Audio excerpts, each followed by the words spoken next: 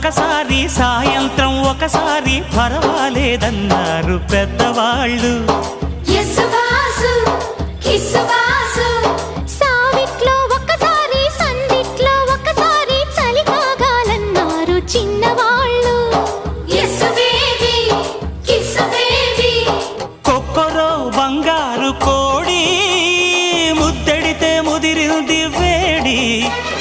పిల్లగా చూశాని నాడి అదిరింది కన్నెబాడి.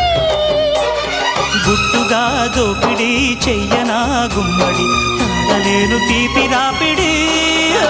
నిన్నేమడగను ఎట్టాడగను ఒకసారి ఒడిలోకి రమ్మని.